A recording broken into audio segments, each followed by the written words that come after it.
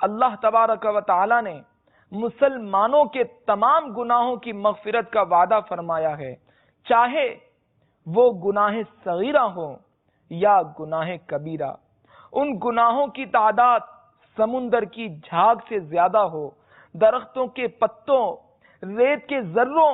اور آسمان کے ستاروں سے بھی زیادہ ہو، یہ مغفرت عام ہے، چاہے یہ مغفرت کچھ عذاب دینے کے بعد ہو یا بغیر عذاب کے ہو، یہ مغفرت بندوں کی توبہ سے ہو یا رسول اللہ صلی اللہ تعالی علیہ وآلہ وسلم، دیگر انبیاء کرام، مقربین یا ملائکہ کی شفاعت سے یا بغیر کسی کی شفاعت سے، محض اللہ تبارک و تعالی کے فضل سے۔ حضرت ابن مسعود رضی اللہ تعالیٰ عنہ سے روایت ہے کہ آپ مسجد میں داخل ہوئے، وہاں ایک وعظ کرنے والا جہنم کے عذاب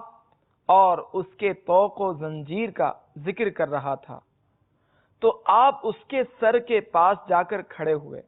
اور کہا، اے ذکر و نصیحت کرنے والے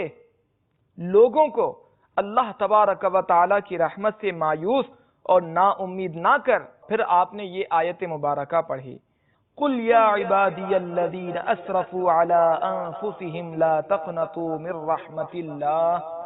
إِنَّ اللَّهَ يَغْفِرُ الذُّنُوبَ جَمِيعًا۔ ترجمہ کنز ایمان، تم فرماؤ، اے میرے وہ بندو جنہوں نے اپنی جانوں پر زیادتی کی، اللہ کی رحمت سے نا امید نہ ہو، بے شک اللہ سب گناہ بخش دیتا ہے۔ مدنی چینل کے ناظرین، سنا آپ نے کہ اللہ تبارک و تعالی کی رحمت کتنی وسیع ہے، اور یہ ماہ رمضان شریف کا پیارا پیارا مہینہ اور اس کا پہلا عشرہ ویسے ہی عشرہ رحمت ہے، تو ہمیں چاہیے کہ اس عشرے کی رحمتوں کو خوب سے خوب لوٹیں اور خوب نمازوں کی پابندی کریں،